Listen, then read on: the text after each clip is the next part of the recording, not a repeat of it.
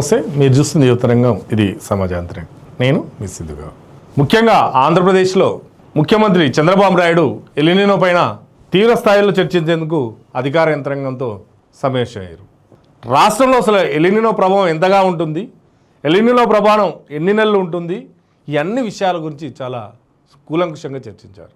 El Niño ప్రభావం ఏడాదంతా ఉంటుంది కాబట్టి మంత్రులు, సహచార యంత్రాంగం, అధికారులు అందరూ కూడా అప్రమత్తంగా ఉండాలని చెప్పి రాష్ట్ర వ్యాప్తంగా ఉన్నటువంటి యంత్రాంగాన్ని ఆదేశించారు. అంతేకాదు అన్ని పంటలకు బీమా ఖచ్చితంగా జరిగేలా ఆదేశించారు.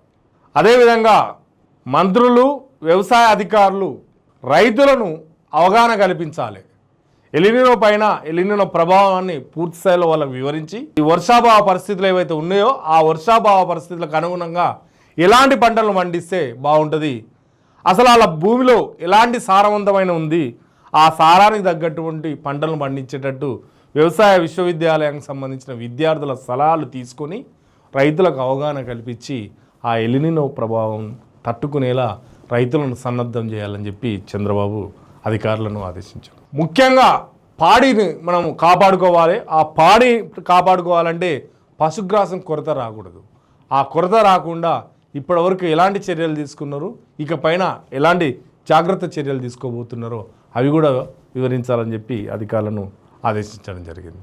దీనికి అధికారులు స్పందిస్తూ ఇంకొక 5 నెలలకు సరిపడా పశుగ్రాసం రాష్ట్ర వ్యాప్తంగా అందుబాటులో ఉంది, ఆ తర్వాతనే ఎలా అనే దానికోసం ఆలోచిస్తున్న దానికి తగ్గట్టు రైతులను కూడా సన్నద్ధం చేస్తున్నామని చెప్పి వివరణ ఇచ్చారు.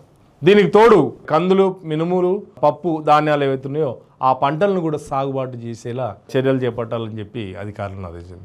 అదేవిధంగా ఈసారి వర్షాభావ పరిస్థితులు ఎంత ఉంది, ఏం కథ, ఇప్పటివరకు ఎంత గడిచింది అని చెప్పి వివరాలు సేకరిస్తే జూలైలో 69% లోటు వర్షపాతం నమోదైందని చెప్పి అధికారులు వివరించారు. అంటే ఈ పరిస్థితి ఎలినినో ప్రభావం ఎంతగా ఉంటుందో దీన్ని బట్టి అర్థం చేసుకోవచ్చు. ఇప్పటివరకు కురవాల్సినటువంటి వర్షాలు 69%, దాదాపు 70% వర్షాలు లోటుగానే ఉన్నాయి, ఇంకా కురవాలి. కానీ ఇప్పుడు కురిసే పరిస్థితి కనిపిస్తలేదు.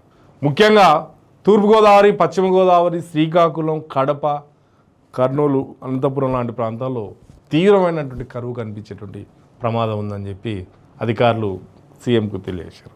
ఈ నేపథ్యంలో ఎక్కడ కూడా రైతులు ఇబ్బంది పడొద్దు, ఈ కరువును తట్టుకునేలా రైతాంగాన్ని సన్నద్ధం చేయాలి.